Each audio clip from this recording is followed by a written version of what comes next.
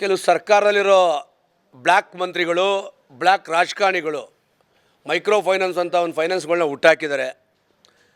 ಅವರು ಅವ್ರ ಕಪ್ಪು ಹಣನ ವೈಟ್ ಮಾಡ್ಕೊಳ್ಳೋದಕ್ಕೆ ಮೈಕ್ರೋ ಫೈನಾನ್ಸ್ಗಳ ರೀತಿ ಮಾಡಿ ಈ ದೇಶದಲ್ಲಿ ದಲಿತರನ್ನ, ರೈತರನ್ನ, ಬಡವ್ರನ್ನ ಇವರು ಬಲಿ ತಗೊಳ್ಳುವಂಥ ವಿಚಾರದಲ್ಲಿ ಮುಂದಾಗಿದ್ದಾರೆ.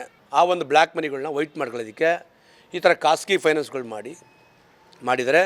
ಜೊತೆಗೆ ಈ ಸರ್ಕಾರಕ್ಕೆ ಇನ್ನೂ ಹೆಚ್ಚಾಗಿ ರೈತರ ಬಗ್ಗೆ ಗೌರವ ಇದ್ದರೆ ಏನು ರಾಷ್ಟ್ರೀಕೃತ ಬ್ಯಾಂಕ್ಗಳಿದೆ ಆ ಬ್ಯಾಂಕ್ಗಳಲ್ಲಿ ರೈತರಿಗೆ ಅತಿ ಕಡಿಮೆ ದರದಲ್ಲಿ ಕೈಗೆಟುಕುವ ದರದಲ್ಲಿ ಸಾಲಗಳನ್ನ ಕೊಡಬೇಕು.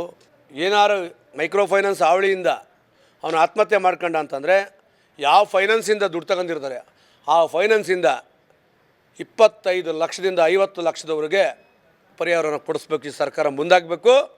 ಈ ಫೈನಾನ್ಸ್ ಹಾವಳಿಯವ್ರ ಬಗ್ಗೆ ಏನು ತೀರ್ಮಾನ ತಗೋತಾರೆ, ಸುಗ್ರೀವಾಜ್ಞೆ ಹೊಡಿಸ್ಬಿಟ್ರೆ ಸಾಕಾಗಲ್ಲ. ಈಗಾಗಲೇ ಸುಗ್ರೀವಾಜ್ಞೆ ಹೊಡಿಸೋ ಒಂದು 3-4 ದಿನ ಆಗುತ್ತೆ, ತಿರ್ಗಾಗಲೇ ಜನ ಸಾಯ್ತವ್ರೆ. ಅದಕ್ಕೆ ಕಠಿಣವಾಗಿ ಕ್ರಮ ತಗೋಬೇಕು ಈ ಸರ್ಕಾರ. ಆಮೇಲೆ ವಿಶೇಷವಾಗಿ ಸರ್ಕಾರ ಒಂದೊಂದು ಜಿಲ್ಲೆಗೆ ಒಂದು ಟಾಸ್ಕ್ ಫೋರ್ಸ್ ಪೊಲೀಸ್ ತೋರ್ತಾರೆ. ಎಲ್ಲಿ ಯಾರು ಧಮಕಿ ಆಗ್ತವ್ರೆ, ತೊಂದರೆ ಕೊಡ್ತವ್ರೆ, ಖಾಸಗಿಯವ್ರು ಆಗ್ತವ್ರ, ಮಿಲಿಟ್ರಿ ಬಡ್ಡಿಯವ್ರು ಆಗ್ತವ್ರ, ದಿನದ ಬಡ್ಡಿಯವ್ರು ಆಗ್ತವ್ರ, ಇಲ್ಲ ಮೈಕ್ರೋ ಫೈನಾನ್ಸ್ ಅವ್ರು ಆಗ್ತವ್ರ, ಅದನ್ನು ತಡೆಯೋದಕ್ಕೆ ಕಡಿವಾಣ ಹಾಕಬೇಕು.